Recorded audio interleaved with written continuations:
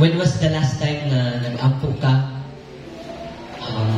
with nag-ampo ka grabe ni mong struggle because you're dealing with something na you thought ikaw na ang pinakagrabe o experience o grabe kabugat na ginadala karon or ginadala sa imong kinabuhi, and you pray to God, and as you pray to God, nabot ba sa time na ingon ka, Lord, kuhaan na lang ko or kuhaan ning tanan ng mga pag-antos.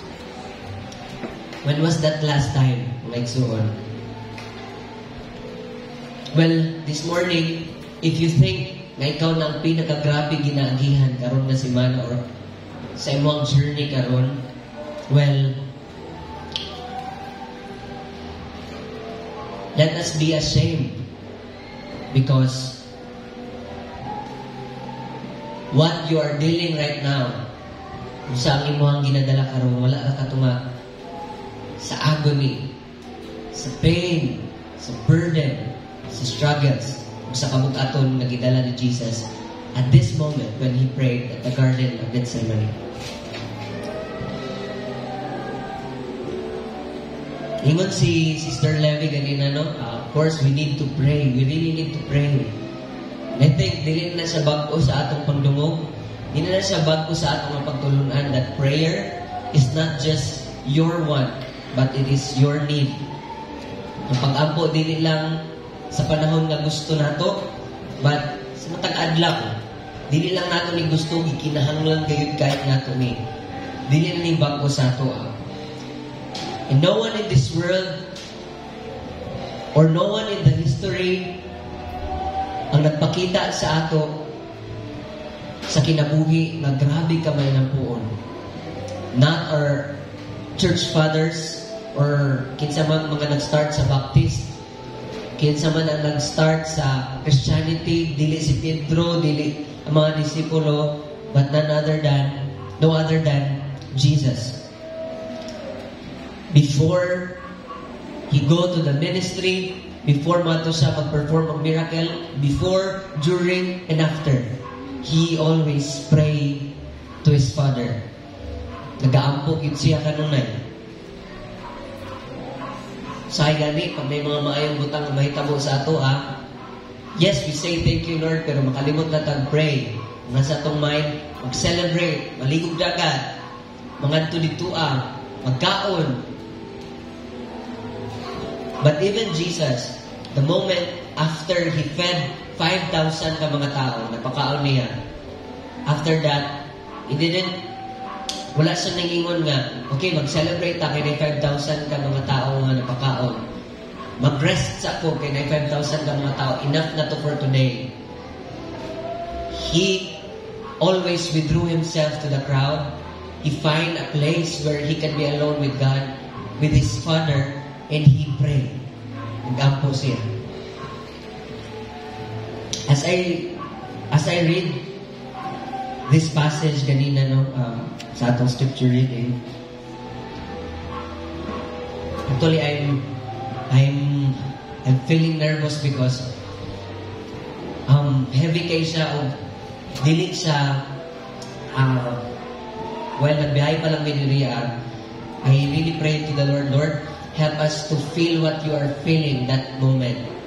As we listen to your word, mabati ami sa imong gibati atong nga moment. And wala nag-fail ang Ginoo. Kanina pa lang nag-worship, nag-praise katong mga past songs. Nga dili man emotional ang kanta, bayat man, pero grieving ang akong heart, ganong kailakon ko. Tingin ko na lang ganina kay murag nawala kung umuwi ba. And I think this is not just because kapoy, gikan dito nagwali, but I believe God will break our knees this morning. God will put us down to our knees. God will teach us how to pray. And God will teach us this morning what are the things, not just what are the things, all of the things na atong isurrender sa Iha karon. And I hope so, matanong ang liso sa maayong mayuta karon nga kabutang. Kulod sa may nahitabo diri muli nga time na bago ra naman si Jesus nakigstorya sa mga disciples, the Lord's Supper, if you can remember. And muli nga time na this was after the Lord's Supper and before the crucifixion. After niya nagwash sa feet sa mga disciples and before siya dakpon og ilansang. Diyan na ito makita unsa ka lalong o ka-intense ang life na gilive ni Jesus. Because sometimes when we think or when we think of Jesus or when we hear the word salvation, ang nasa atong mind, ang cross lang. Katulang katapusan na part. No? Katugilansang na siya, gibunalan na siya, but igsuon, wala pa siya gilansang, wala pa siya gibunalan. Kanina prayer nakapasabot na unsa ka grabe ang kabugaton ngayon gibati prior to the crucifixion. Yan naman, if you think na dali lang, and if you think na if sometimes mo utter tag words ipakamatyan ko ni Kristo sa cross gibayran niya dali ra kaayo, well napoy nahitabo before that ang pagkinabuhi nga matarong, ang pagkinabuhi nga wala nagpakasala o wala gyud nakasala. Lisod kayo na. Because the moment na natao si Jesus, dili siya 50-50. 100% natao siya. Tanan ni mong gibati, nabati niya. Gikapoy siya. Kung time na nagbakta sila, ngayon sila sa well, punong siya, kadali ng lingkod siya. Mation kung kakapoy si Jesus. Ninghilak siya, kung time na namatyan siya, si Lazaro. Nasuko siya. Kung nakita niya nga sugal sila sa templo. Tanan emosyon nga imong gibati, nabati ni Jesus. And if you think, kapuya magbinutan, oy, kapuya magbidalaan ang kinabuhi, oy, do you think wala na na-feel ni Jesus prior to the crucifixion? Do you think wala kikapoy si Jesus na to live a life, to throw bread when someone's throwing him stones? Do you think easy to get Jesus? This prayer speaks it all. Na ay part from the gospel books na as he prayed, ang singot na nga tulo sa iyang forehead or sa iyang lawas is tugo na. And that's possible. And that's the greatest level or grabbing a level of anxiety na ma-feel sa tao. That's possible. Kung grabe na yung anxiety, mabot sa point na yung sweat is dugo na. And in the Bible, wala lang na record na dugo na ng singot sa Jesus ragyon. The deepest level of anxiety, of burden, sorrow, si Jesus lang ang nakafeel na. The moment when he washed the feet of Judas, and he know this man will betray him. Kabalo siya nga kaning tawhanan ni mo ni ang traitor sa ako, muning mo baligya sa ako. The moment he washed his feet, do you think it's not torturing him? Nagtuo ba ta nga dili o sakit sa iya ha? Masakit usay sa mga inahan na makita ang mga anak na nagpabadlong.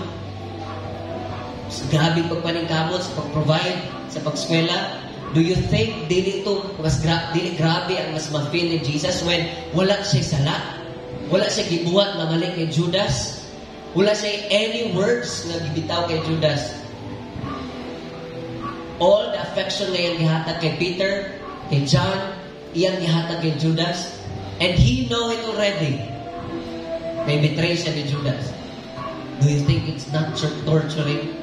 And do you think it's not torturing kay Jesus when he came into this world to save the world, but these religious people, kaning mga Diyos nun ng mga tao, would accuse him, you are demon-possessed. Nayawaan ka. Ili kagigan sa Ginoo. Even if gibuhin niya ang patay, giayon niya ang buta, giayon niya ang bakol, gipaulanan niya ang tao pagkaon, Ihunong niya ang mga bagyo.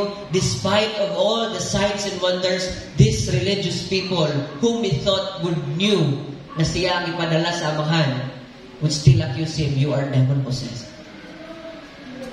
Imagine. Journey with me, mga igsoon. Imagine how painful it is as he prayed this.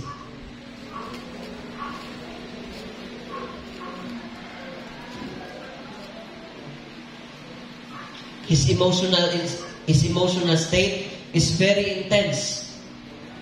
Atong giilad ka, giatik ta, katong gitraidor ka, katong wala ka kapasa sa mga classic exam, katong giingnan kag sakit nga words, wala na to'y katiting sa gibati ni Jesus. Siyang emotional state karon. Tung time gusto niyo maghikog, gusto niyo magpakamatay, wala na to'y katiting sa gibati ni Jesus. Mabati kayo nato na, no? Biskag makasasala ta, unsa pa ka kang walay sala nga tao o Diyos na si Jesus. To the point, ningon siya sa English na translation, in verse 34, my soul is overwhelmed with sorrow to the point of death. He said to them, he begged his disciples, stay with me just for this moment.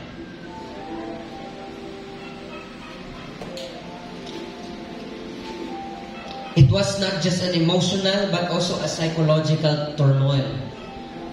Dili lang ni emotional na bahay, but even sa mind, he cannot fathom. Dili niya masabtan, dili niya makomprehend. And even at this moment, he begged his disciples, just stay with me for 1 hour.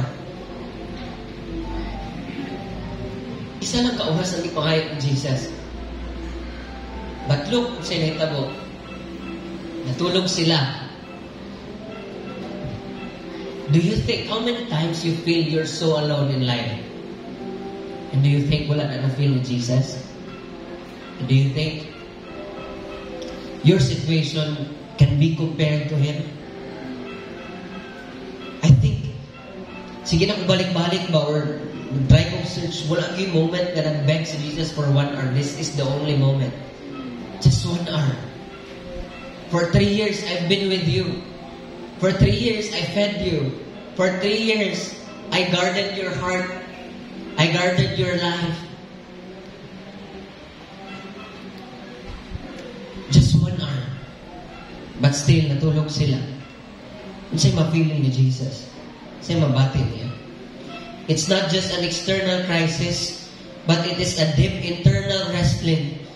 Sulod, dili lang sa gawas, nadakpo na siya, mamamatay na siya, but sa sulod, mas grabe ang iyang gibati sa sulod, mga igsoon.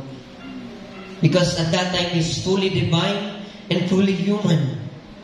And in His human nature, na-experience niya ang dread of suffering. Not just suffering, but the separation that awaits Him. Katunga time, mabati niya, for the first time, bisan kung sila kasuot siyang amahan, mabati niya ang kasuko sa diyang tanahon sa siyang amahan tungod kay ang tanang sala, ibugbo sa iya. Mabati niya for the first time kay abandon siya sa iyang father. Na wala kang yun siya gibuhat. Wala kang yun siya sala. If you can remember the last 7 words ni Jesus, ningon siya, Father, why have you forsaken me? That moment, that was the first and the only moment na separate siya sa amahan. Imagine a close person. Say gani, ma-anxious na ta, mag-worry na ta, life will not move on, life will not start without this person nga I'm totally dependent with. Sana lang mahitabong sa ako without these people. Unsa po kayo magnabati ni Jesus at nga tayo? When there's only one person na nakasabot sa iha, ug nagmahal gayud kayo sa iha, ug pinalangga gayud kayo siya, wala like ko diyang amahan. But this was the time, kailangan biyaan sa amahan. Because God is holy. And at that time, ibubo tanan ang sala nato sa iya. And God is just. Kailangan na ay pahimungtan ng anuhan sa kasuko nga grabe kayo nga pwede ikaw manunta, ako manunta, kita manunta, ang musalo ato. Kita manunta mamatay dito sa cross. But Jesus, He willingly submit to the Father, even if it takes abandonment, even if it takes to be alone on that cross, that time. Jesus prayed, and ma-amaze ko kay this is the first time po na lahi ang gusto ni Jesus o lahi ang gusto sa Amahan. Kung pwede lang niyon si Jesus, mahimo ni mo ang tanan Amahan, kung pwede lang, I will not take this cup of suffering. Unsa ang cup of suffering? Dira tanan ang kasuko sa Amahan na ipainom sa anak. It's like a poison na inumon nimo and you will die. And the pain is not just sa iyang inumon. The pain is tungod kay ang naghatag ani nga poison, ang naghatag ani nga ilimnon, ang iyang hinigugmang amahan. Imagine that. Jesus prays a deeply honest prayer, acknowledging the reality of his distress. He asked the Father, if it is possible, may this cup be taken from me. Wala ba kabalo si Jesus na kinahanglan sa mamatay? Kabalo. Wala ba kabalo si Jesus na kinahanglan niyang inumon ang kasuko sa amahan para maluwas ta? Kabalo. But why did he still ask? Why did he ask a prayer he know na dili tubagon sa Father? It only shows how anxious, how depressing it is. Unsa kabugat kini. And to the point, it's the first time in the history nga ningon siya, kung pwede lang, dili. He asked for deliverance. But then, at the same time, he submits to the Father's will. Kani nagapakita na mas nangibabaw ang iyang pagtuman o pagsalig sa amahan. Despite sa kung sa iyang grabe nga gibati. Pwede din na, no? Pwede din na nga di ka katulog sa kagabi, grabe ni mo ka-anxious, grabe ni mo ka-worried, grabe ka bugat yung ginabati, but still you will choose to trust the Lord. But still you will choose to obey Him. You will still choose to say, padayon ko, Lord. Pwede, kung gibuhat na ni Jesus. Jesus knew His prayer would not be answered. It is clear that Jesus prays for deliverance from suffering. Yet, He knows the answer will not be what He requests. Muni ang pinaka-crucial na moment na kinahanglan mag-submit si Jesus. Sa mga panahon na dili gyud niya gusto, naagid siya kahadlok, grabe ang kasubo, grabe ang pain ngayang nabati, magipakita niya sa ato dali these emotions, these things, this burden, this pain, these are all not excuse for us to not submit. Dili ni mahimong rason na dili ta mo surrender sa Ginoo. Mo surrender sa kabubuton sa Ginoo. He said, "Yet not as I will, but as you will." Dili ako magbuot, imong pagbuot amahan, mo'y matuman. Usahay mga igsoon, ang atong mga ginadesire sa kinabuhi, nagakontradict sa kabubuton sa Ginoo. Sa kaninga mga panahon, ang pag-ampo ni Jesus nagahagit ka nato, naga-invite sa ato na kinahanglan din nato i-align ng atong heart sa kabubuton sa Ginoo. With God's purpose and trusting His wisdom, His sovereignty, iyang pagkalabaw, iyang kagagahong, maalamon ng Diyos, even when it's difficult.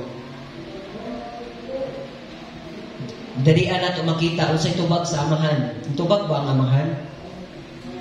If you will open your Bible in Luke chapter 22 verse 43, nadira ang tubag sa amahan.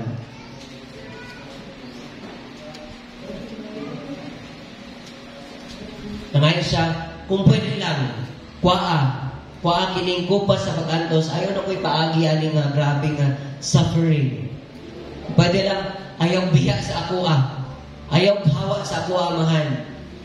At siya'y tubag sa amahan.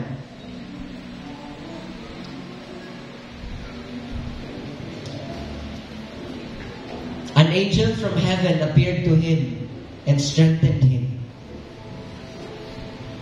An angel from heaven nagpakita kang Jesus. Gitagaan siya kusog. Did the Father say, okay, dili na.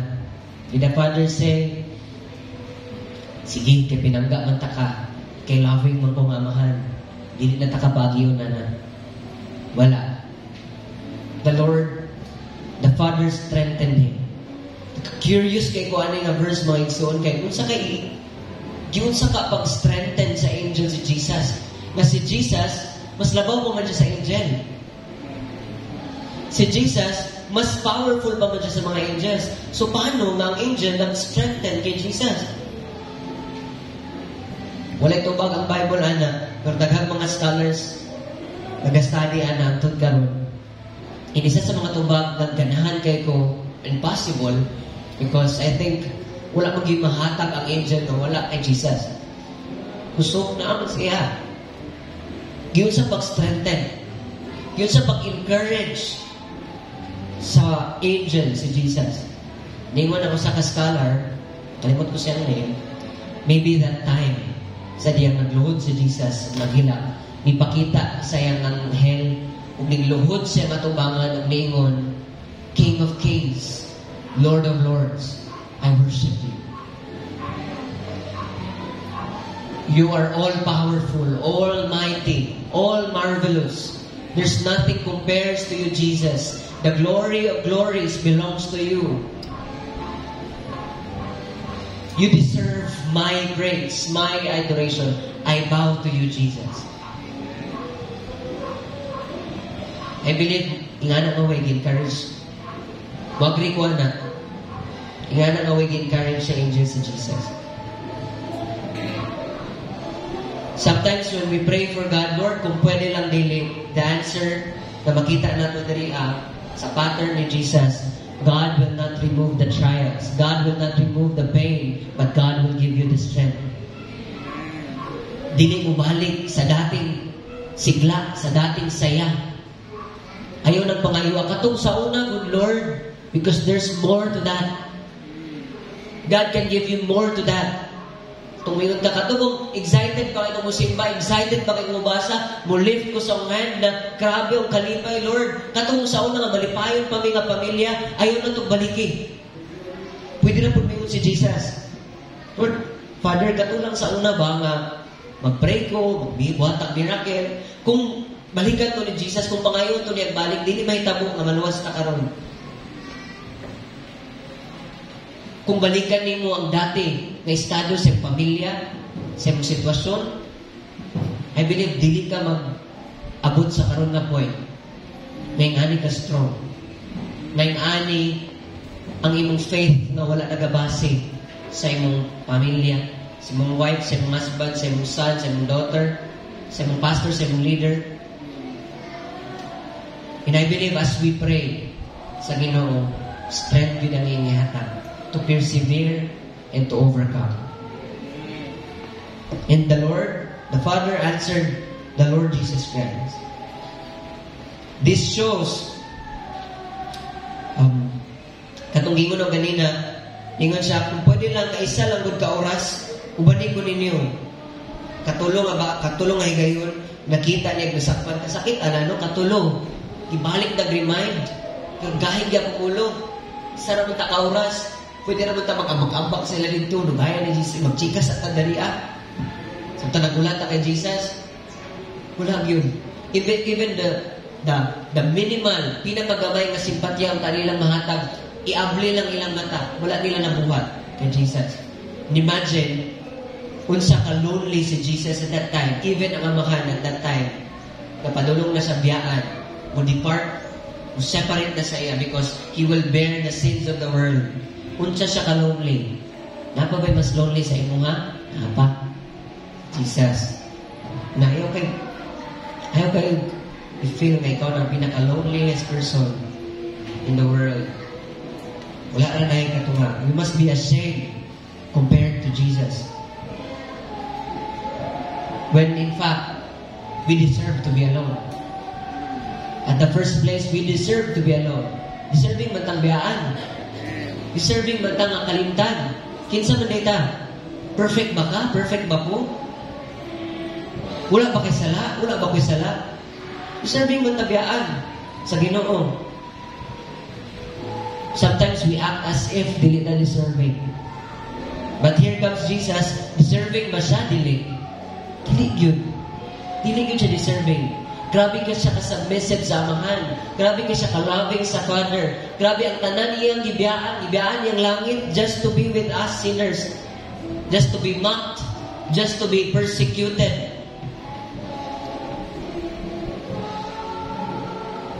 How come? Mafeel na to, dili ta deserve biyaan. Dili ta deserve na mag-inusara. Deserve ta. But then, because of the love of Jesus Christ, He doesn't want you to feel the same agony, the same level of agony nga iyang nabati tong time na nag-pray siya sa Gethsemane. That's why He saved you. He paid the penalty. Ibayaran niya sa cross ang sala nimo. Because He doesn't want you to feel the same. Because kung ma-feel nimo ni nga type, di nimo kaya. I tell you. Butoy mo to.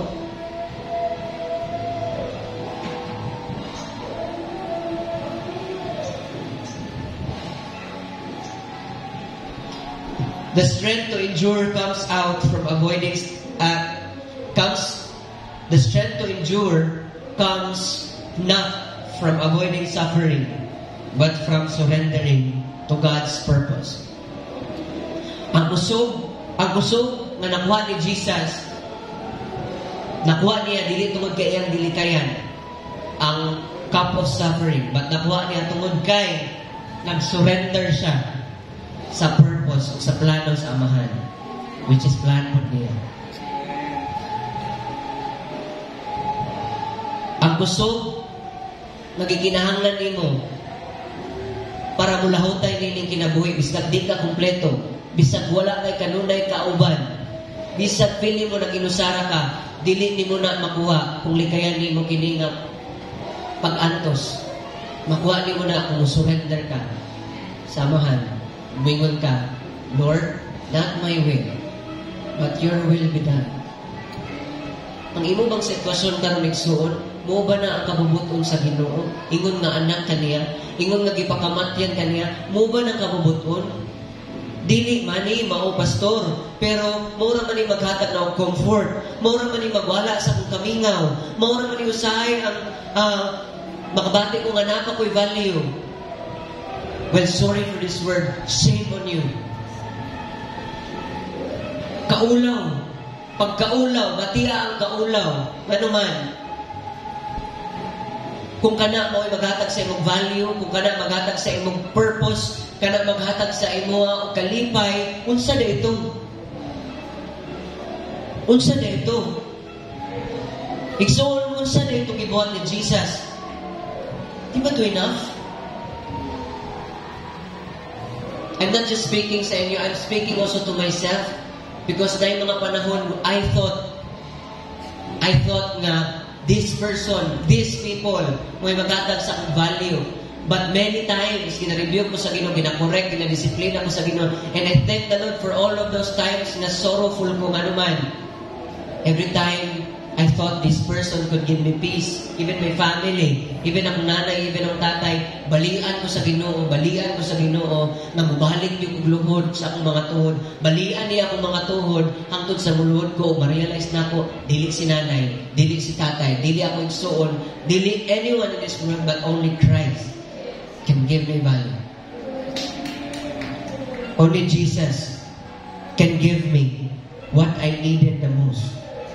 And if you don't believe that, kung di ka mo tuwana, tanaway mo kinabuhi. Kung di ka mo tuwana, tanaway mo kinabuhi. Sige ka gukod ni ining kalipay. Sige ka gukod ni ining kalinaw. Sige ka gukod ni ining affection, ni ining acceptance, ni ining forgiveness sa uban, ni ining peace. Pero wala kayon. Wala kayon. Kaya hanggang dili enough si Jesus sa kinabuhi, walay maging enough sa kinabuhi. Perfect, wala sala. Gihatag yung kinabuhi, iyang tibuo kinabuhi sa imuha. Kinsa man ang kauban nimo karon? Perfect ba na? Wala ba na sala? Palansang ba na sa cross?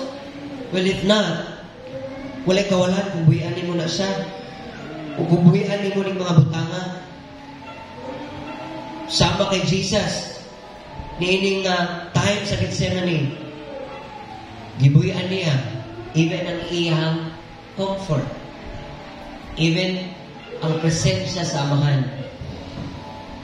Gibuhian niya for this moment lang, para bayaran na itong mga sala. Ang prayer ni Jesus, nagamodel sa atua, na even though Ginoo siya, ipakita niya sa atua, unsa ka importante nga maging honest ka sa atong prayer. Una, maging honest ka sa prayer. Kung feeling mo di kaya, ingon sa Ginoo, di na ko kaya, Lord. Kung feeling mo, kaundangon na ka, ingon sa Ginoo, kaundangon na ko, Lord. Kung feeling mo, alone ka, ingon sa Ginoo, alone ko, Lord. Nakafeel ko, alone ko at this moment, at this journey. Bugat, wala na yung bawas tulog sa akong mata na luha. Kingana nakabugat, akong gibati. To the point nga, di ko katulog. Pagbutag katugod ko, pag matulog ko, di ko katulog. Ingon, honest prayer. The Lord wants you to be honest. Come as you are. Every Sunday, come as you are. If song leader ka, instrumentalist ka, and you don't feel like smiling here in front, then don't. You can sing without smiling. God wants us to be honest, like so. If you want to cry, biskat ang kanta, himaya, dalay ko, then be honest to God. Because what's the purpose of smiling when the Lord knows your heart is in sorrow? Worshiping, inyong pagkanta rin, not for them. Ang ilang paglida rin, not for you. But it's all for the Lord. So I hope, every Sunday we come honest sa Ginoo. I'm not telling, hindi na pa ka mo smile. Kung happy ka mo smile, good ka. Kung malipayon ka mo smile, good ka. Pero kung hindi din mapugos, wala'y namugos. Just make sure na as you become honest to the Lord, your honesty would lead not in the desert, not in the dry land, but in the spring waters. It will lead you to the abundance of God. Your honesty will lead you to say, Lord, not my will, but your will be done.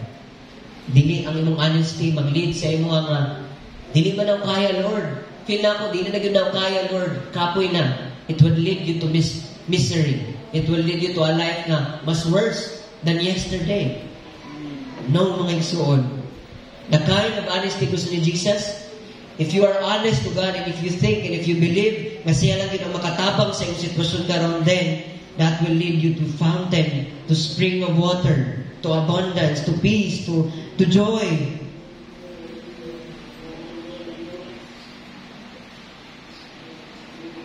Ang prayer ni Jesus nagmodel sa ato unsa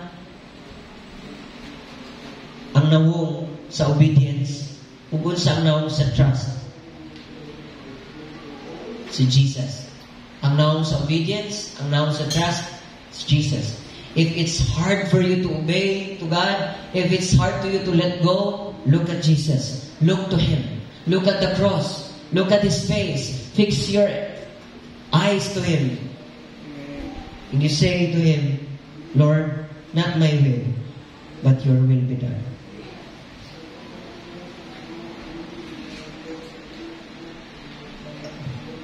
Kumusta man ka? Kumusta man ka? Yung katapad, kumusta ka? Matapad, eh. Ay, nagstoryahan, tap lang yun. Ay, nanghapak nga ko na, dala ka sa po. Life Church,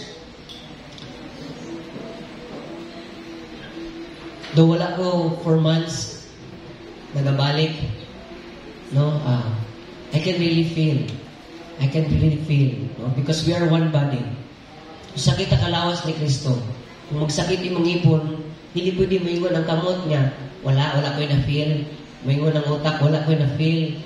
Kung magsakit yung ipon, mabati ka sa tibok lawas ni mo, mapektuhan yung trabaho, yung pagstorya, yung paguna-una, di ka kauna-una nagkaroon. And even though we are apart in the flesh, we are one in the spirit. I can sense and I can discern. A lot of you have been struggling. Dili ko magsigig pangutana. Ila nanay, ila Pastor Marjon, but I can feel. There were moments na bisag, ako ra isa dito, kalipad kasada, akong kasing-kasing. Feel na ko. Because we're one body in Christ. This is my prayer. This is my prayer. That we, as one body in Christ, we learn to bow down our knees, to pray to God every day, and to submit to His will, to surrender to His will. If unsa o kung kinsa ang nasa mong kinabuhi karon, that you know that that is not the will of the Lord. Dili na mao ang will sa Ginoo, or kung unsa ang ginabuhat, nakabalo ka dili ni mao ang will sa Ginoo. If you love your brother in Christ, don't do it. Why? When you suffer for it, we suffer for it. Kung magsakit ang ipon, magsakit ang tibok lawas. You thought nga imong kinabuhi lang imong ginaguba? You thought nga imong life lang ang imong ginawaldas? No. That's the whole life, church. Because we are one body, connected ta. One church.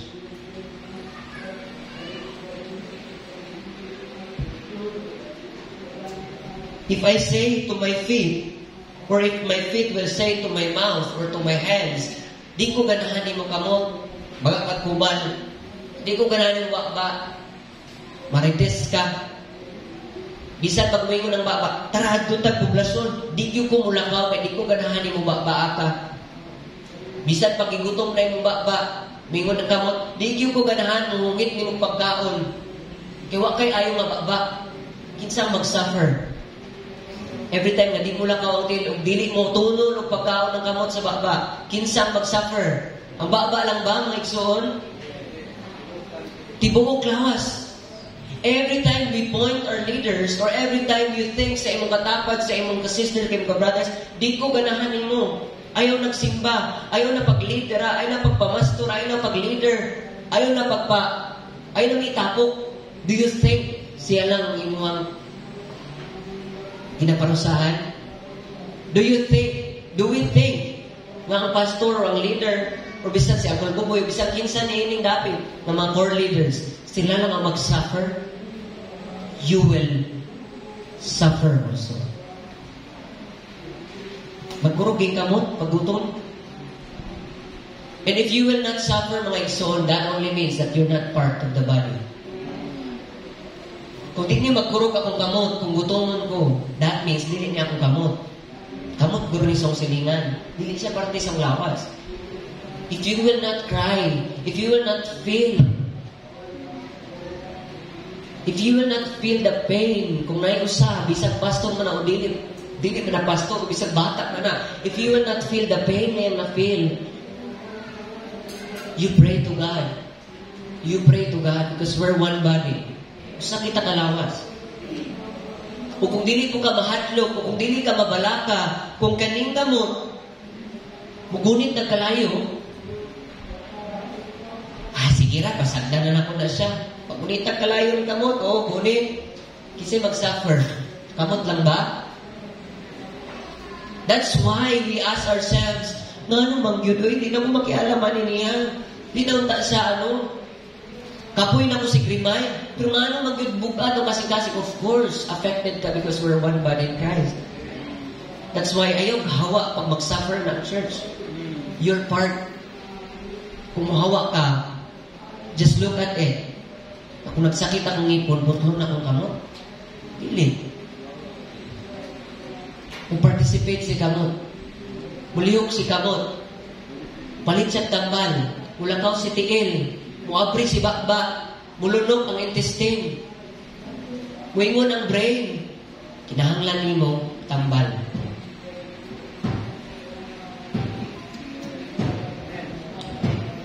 I just hope na we will stop cutting any part of our body unless they are not part of our body. Again, I hope na dili na trend sa matag churches, dili lang dali.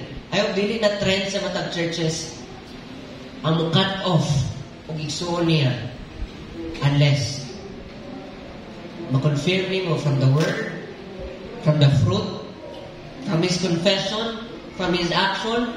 Every time gina-deny niya si Jesus, then maybe that's not part of the body. It's time to let go. But keep on praying. Keep on praying for that person to be part of the body of Christ. Amen? Amen ba mga igsoon? Hinaot na ang pulong sa Ginoo naghatag nato kada sekund karon bagong paglaom. No? It's just a practical instruction, no. Pag naay parte sa lawas yun na magsakit, mutabang ang tanan sa pagtambal. And si Pastor Marzu, dili siya ang head.